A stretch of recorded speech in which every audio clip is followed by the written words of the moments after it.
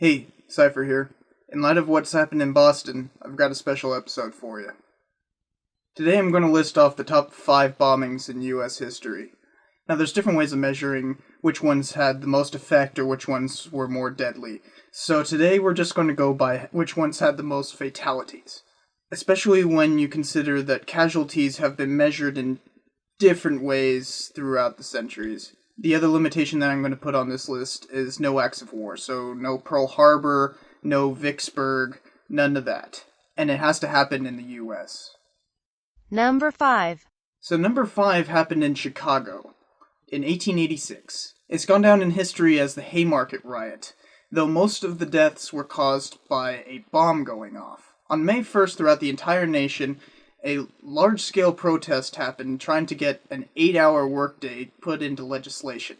In Chicago in particular, it lasted for 4 more days, all the way to May 4th. Police were sent out to stop it, but it didn't go too well.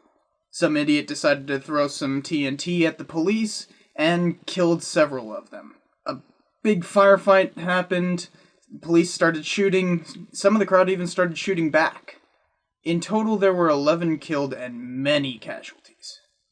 Eventually, 8 anarchists were arrested for this, though they probably were innocent and just being scapegoated. 4 of them were hanged, 1 of them committed suicide, and the rest were remitted.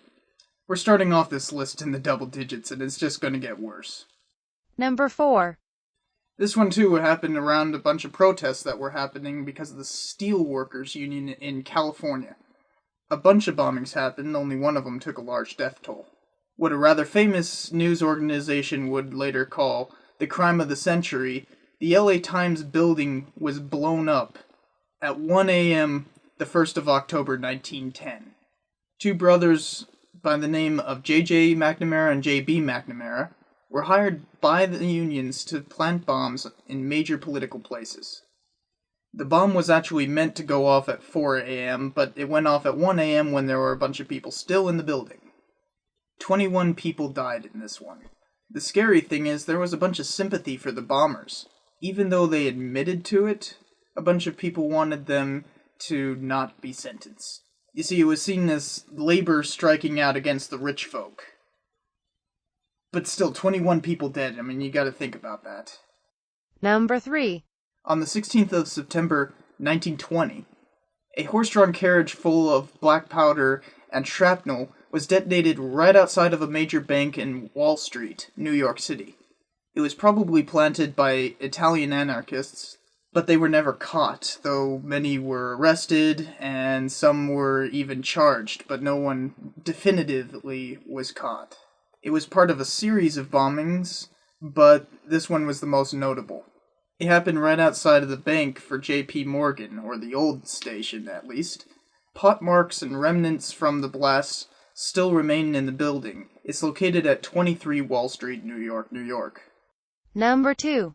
We've been hearing a lot about school massacres, but none of them measure up to what happened in Bath in 1927. Now, Bath is just a small town in Michigan. This crazy guy named Andrew Kehoe decided to go out on a rampage just because he lost an election. That's right, the worst school massacre in US history was committed by a politician. Andrew Kehoe, the crazy dude in question, started off by firebombing his house with his wife still in it. Then he put a bunch of dynamite and gasoline underneath the school and detonated a large chunk of it, though some of it didn't actually go off. Once everybody started gathering to try to help all the people who were crushed and get out the dead bodies, he packed a bunch of dynamite in his truck and set it off with a shotgun, killing himself.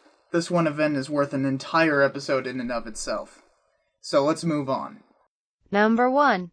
Now, most people know of this event, and it's Oklahoma City, with 168 dead. Now, this crazy dude named Timothy McVeigh and a few of his friends got together and started packing a truck full of fertilizer and diesel oil, and then managed to set it off, causing one of the worst terrorist strikes in US history. He set it outside of the local federal building and set it off on the anniversary of Waco, Texas, 2 years afterwards. And that's it. That's the worst bombings in US history. That kind of puts everything in perspective, doesn't it? This list actually covers more than 100 years of history and doesn't include anything within the last decade. So keep these in mind. Things can be a lot worse.